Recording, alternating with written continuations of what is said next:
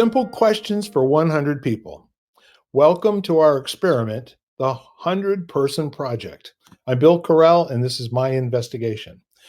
This is a research project to gather data from 100 beautiful human beings for the sole purpose just to see what actually happens across the interviews. Now, the questions are fixed, and all the interviews are going to remain consistent. The variable will be the actual participants themselves. It's as if I'm having you come sit on my porch, Cindy, to share your ideas so I can learn about people. So Okay. we're looking forward to what we're going to discover when we're complete. And we're very interested in you, the process, and your particular story. So, with that said, what is your full name? I use Cynthia Herbert Brewski Adams nowadays because it's on my books, so it's my pen name. But Cindy Adams is what people have known me as most of the time. Yes. And how do you spell Brewski? Bruschi,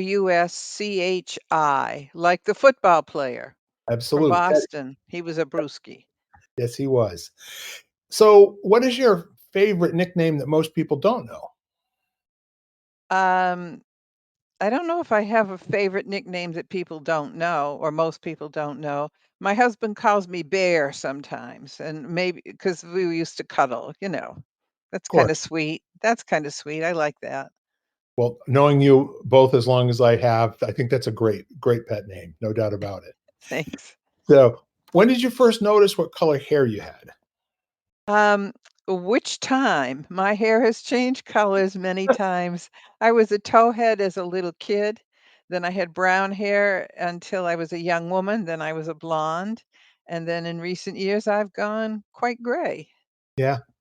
Yeah, Yeah. that's I call that platinum blonde. That's what all of the 1940s and early 50s hotties had, Yeah. Well, from Marilyn Monroe to Jane Mansfield and diamonds are a girl's best friend kind of thing, well, they right? didn't have this, but Lady Gaga does. Lady Gaga does. So Only a few people can sport it the way that you do. There's no doubt about that. So, thanks. all right. So, what's your favorite thing to do to intentionally waste time?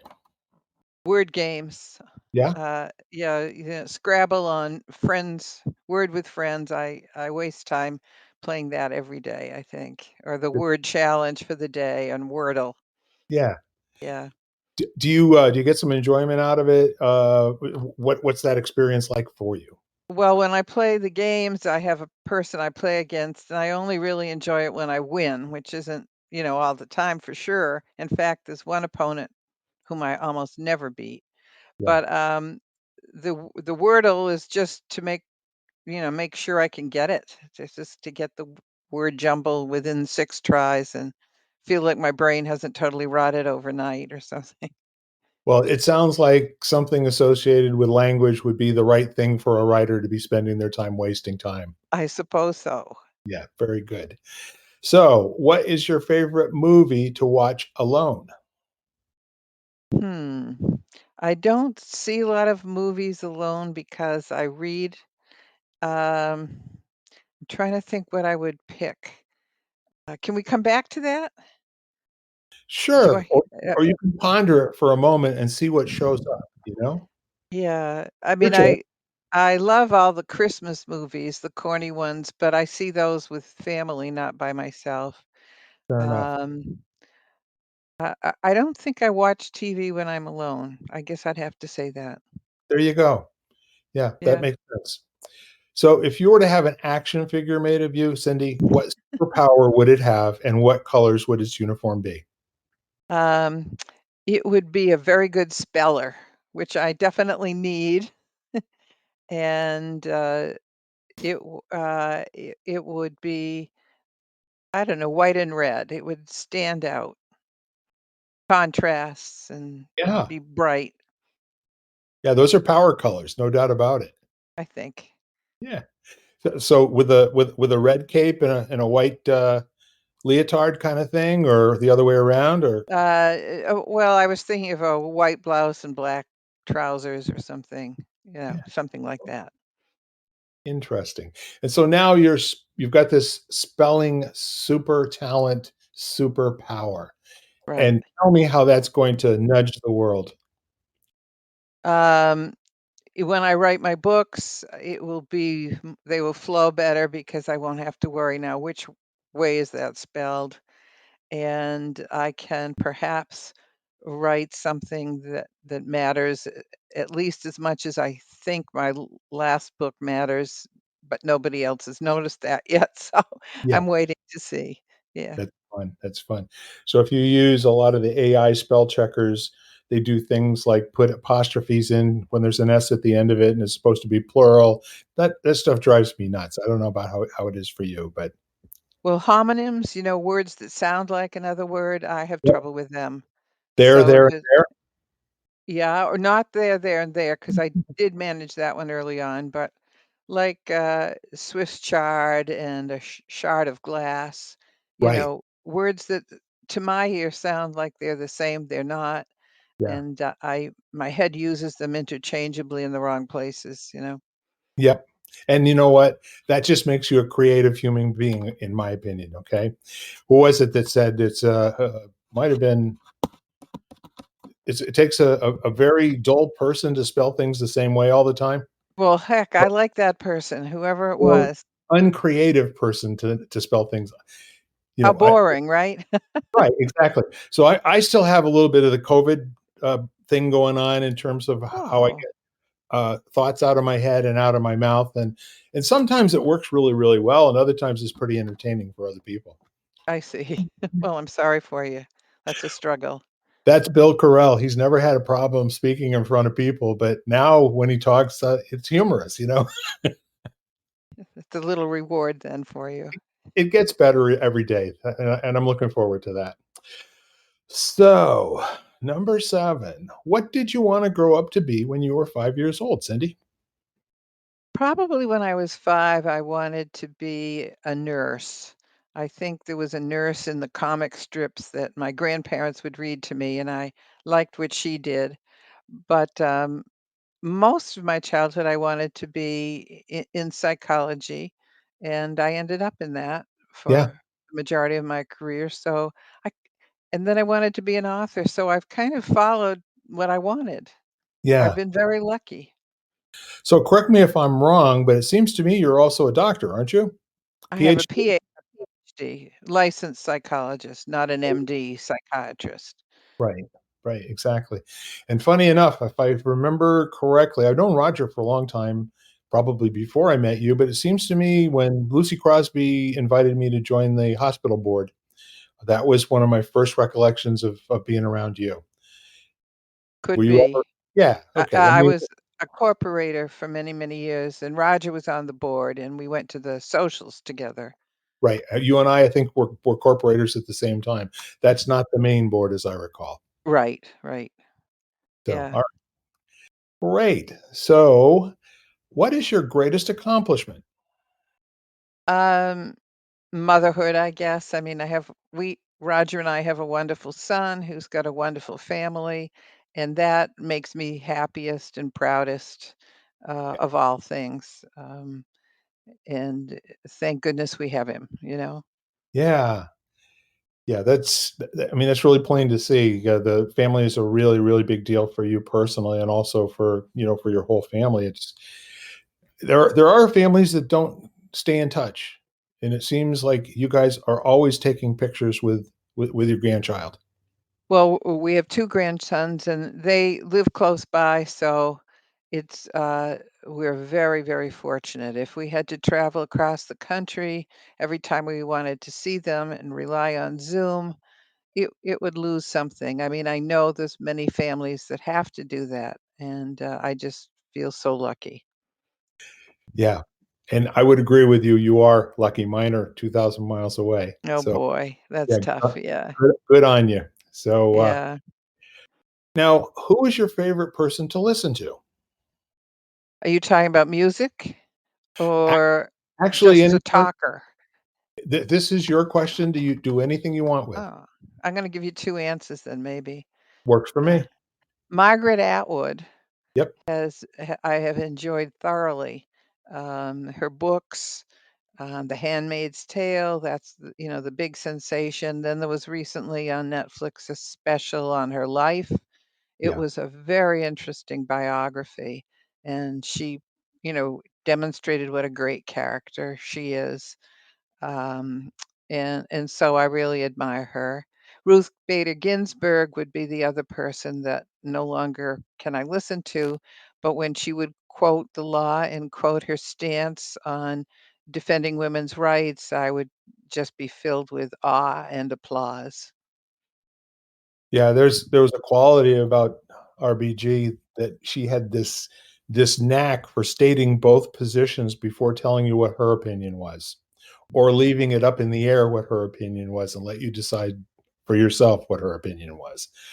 The the whole relationship with Antonin Scalia, two people couldn't be more different politically and better friends, and I think that's iconic for all the rest of us to live into. Well, she did make conclusions that left no doubt that she thought that what a woman's rights were. Yeah. And I think it was too bad that she um, was so old or in poor health by the time she got into a power position. But that's at least we had her, and she was doing behind the scenes things and making laws work since the 70s. So that's really great. Yeah. Yeah, and like yourself, most everything that I have seen, I never saw her live speak in front of a crowd or anything like that, but lots of recorded panels and YouTube and that sort of thing. There's no way that her speech or her logic or her intellect would ever betray her age. She That's didn't for sound like a sure. woman. No, she just sounded like somebody who was at the top of her game all the time. A brilliant mind in a body that was in trouble. Yeah. Yeah, exactly. So complete this sentence. When I grow up, Bill, I'd like to. I thought I was grown up, Bill. um, I, Roger and I would like to travel more if we, you know, with COVID in the air, we limited that a bit. But I think I'd like to travel more. That's Yeah. about it. I've done everything Any, I wanted to do, really. yeah, yeah. I get that. Do you have any destinations in mind? Do you have a bucket list for different places you'd like to go? We've done some pretty good ones, but if I knew the water was safe, I'd love to go to Egypt. I've always been fascinated by archaeology and the ruins and Tutankhamun and all of that stuff. Um, I'd like to go on a dig with a real archaeologist that's digging up things from ancient times. That would be fun too. Yeah, that's interesting. I had a nice chat with a man from China who lived in Africa, different parts of South Africa and Southwest Africa, uh, who was a game preserve warden for a Hmm. lot of the years. And he spoke a little bit about what it was like to be around all of the the tribal people and the animals that would just come strolling into camp in the middle of the night. Yes. And it Yeah. strikes me that a place like that would probably have some very, very interesting archaeological digs. Well, of course, Egypt is in Africa, so there are many places where the culture has evolved over centuries, and the animal fossils would be interesting in other places. Yeah, Yeah, yeah, it would be fascinating. it's kind of cool, when you think back where they built cities on top of cities on top of cities on Right. very, Which is very, what we see every time we go to Rome. Wherever they're putting in a road, they're finding ancient stuff, and they have yeah. to slow down and preserve some of it. And I guess for many of the engineers, it's annoying, but to me, it's magic. You just dig down and there's ancient coins. Yeah, yeah. What are we going to discover today? Right, right, right. Funny thing happened to me on my way to the forum. Yeah. That's right. That's right. So, what is the most important thing in life to you right now? Well, the health of my family always, health is a very important thing. In terms of ambition, to get this latest book I wrote to sell, to Yes. get, to do the public relations well enough for enough people to read it, and I think it's a very important book. It's very anti-war. It's about the end of World War II primarily, and what happened to some people at the hands of communists. And it's a true story, and it's repeating itself in the history of the day with how Ukraine is being treated. So, I'm very determined about that. So, in terms of ambition, Yeah, for the edification of our listeners, are you speaking about the red toque, or is there another one yes. you've written? Yeah, No, okay. The Red Tooth, Love and Loss in the Time of Tito is the book I'm talking about. Yeah, Love and Loss in the Time of Tito. I like that. right. Thank you. And where can people get this book? Amazon. It's Okay. on Amazon. I can hold up the cover, I think. Is Why that don't you allowed? why don't you do It that? I So can? that Okay. yeah, absolutely. That's a gift to people because Let's see. Do you I see have it? not nope, it's Can got you you gotta see come it? up in front of your face. Yep, Okay. a little bit to your left, I wanna say. There we go. A little bit more left. Now you're talking now a little down. Oh, yeah, love and Loss in the Time of Tito. So it's the oh, red toque or toque, Love and Loss in the Time of Tito. Locally, it's for sale at the Hoot. oh, Uh, really? in f in fact, I'm doing a book signing there Tuesday, Right. the 6th of December. Uh, but Amazon, all you have to do is go to Amazon.com books and look for it. Absolutely. Yeah. Thank you for sharing that. I think that's important, and you're a real contributor. I think anybody that takes the time to write the book the way that you have, and then you've gone about it in terms of promoting it and being selfless and showing up for signings, and you've actually done some readings too, haven't you? Oh, yes, but that isn't selfless. It's Yeah. selfish because I wanna sell the books, and I enjoy the feedback from the audience. Veterans have been especially interested in the book because it tells a story that perhaps if they're very old or their fathers went through, and they relate to it, and, um, a piece of the proceeds from each paperback sold on Amazon go to, Wounded Warriors Project. Sure. And veterans really enjoy hearing that I'm contributing to those who've been through the war. That's interesting. So, yeah, I'm happy to do that because the main character in the book is based on Roger's uncle, who was a Slovenian, like Roger's mother and all her siblings, Yeah. and he had a very hard time in the war, let's put it that way, and it Yeah. would be, very important for veterans to know about him and feel that I cared, when I So was writing about it. that's a great holiday tip, ladies and gentlemen. You get got a loved one who's a veteran or in the service now, and you care about them, and you want to do something a little special. This is the book to buy for them. Well, thank you. A lot of Eastern European people have also been fascinated by it. The Hungarian Club in Ashford had Yep. 100 people at a dinner that I spoke at, and that was very well received there too. So Yeah. people from that part of the world don't often get recognition, but Yeah. that's why I wrote it. Excellent. Thank you for that. It was nice hearing you share about it, and I think it's an important thing, a contribution to all of us. And thanks again. Well, I So appreciate you now, letting me. Yes. no, I would have it no other way. Okay. So, number 12.